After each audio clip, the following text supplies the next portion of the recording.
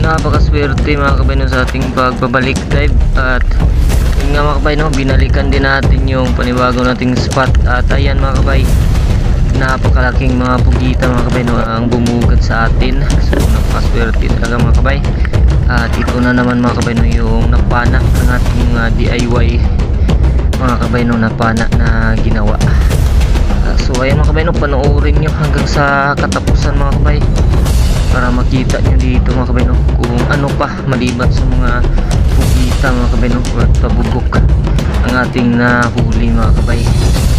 Kaya ayan mga kabay, grasya na naman tayo. Ayan mga kabay no, magandang araw sa inyo lahat. Ayan mga kabay, nag-dive na rin tayo. Dito tayo mga kabay sa spot agad natin. Maaga tayong misto para hindi tayo maalanganin okay no, sa time. So yun mga kabay no, maghihintay lang tayo ng kunti at mamaya didilim na mga kabay. So ganun pa rin mga kabay no, yung gamit natin na pana, yung DIY natin mga kabay. Ito yung PVC natin na pana mga kabay. At yung pitik natin okay na pana. So sana mga kabay no, makahuli tayo ng marami-rami. Sana i-bless tayo ni Lord yan para makahuli tayo at makakita tayo ng maraming basta mga kabay. Mapang lang mga kabay. Ito, mag-ibis na tayo habang naghihintay na dumili mga kabay. At dito nga mga kabay no, habang naghihintay tayo na dumili mga kabay, mayroon tayong napansin mga kabay no, sa pukot ng fish net. Mayroon tayong napansin mga kabay no, na lumiliksi-liksi sa may pukot ng fish net. Kaya nilapitan natin mga kabay at yun nga, nakita natin isa palang isda mga kabay no, na nasabit sa lambat ng fish net. Kaya ang ginawa ko mga kabay no, hinugot ko na lang at kinuha. Hindi na rin kasi yan mga kabay no, na umabot sa umaga. Mamamatay lang yan mga kabay no, at mababaho. Kung hindi mababaho mga kabay, kakainin lang yan ng alimasag. So okay lang naman mga kabay no, na hugutin natin basta dyan lang na part, wag lang dun sa bunuan mga kabay kasi dun talaga yung bawal. At ayan mga kabay, dito nag-start na tayo na mamana mga kabay kasi dumilim na.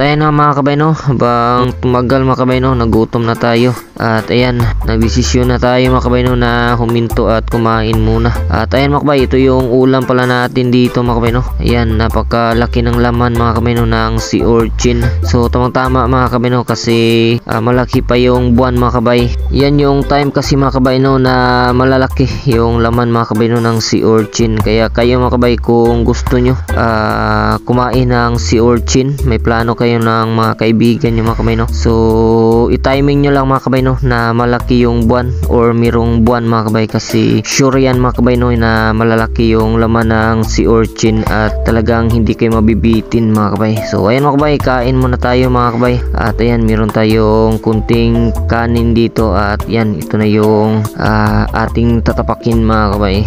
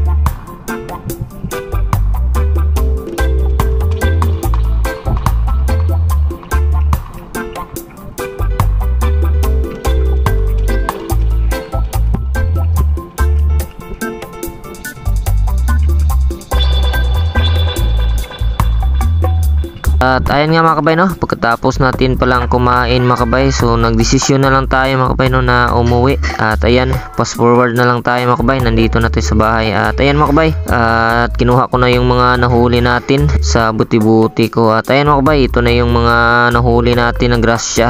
Meron tayong mga isda mga kabay no, tagbago. At meron tayong mga paru-paro na malalaki at pinana lang natin. Sayang nga lang mga kabay no, kasi yung isa pala nating tabugok mga kabay or pugita nakawala mga kabay, at dalawa na lang mga kabay no yung ating nakita at nakuha. Pero okay pa rin mga kabay no, kasi madami-dami na rin naman mga kabay no yung ating maulam ngayon. So ayan, grasya pa rin mga kabay. So ayan mga kabay no, maraming salamat sa inyong panonood mga kabay. Hanggang sa susunod na naman mga kabay no na ating upload. Sana abangan nyo pa rin mga kabay no. At sana mga kabay, mag-like kayo mga kabay sa ating video at mag-subscribe na rin kayo mga kabay no sa ating channel para makita nyo mga kabay no yung mga mahuhuli natin na isda mga kabay no, gamit lang itong mga DIY mga kabay no na pana nating ginawa at ginamit. So ayan mga kabay, maraming salamat ulit mga kabay no, at God bless sa inyong lahat mga kabay.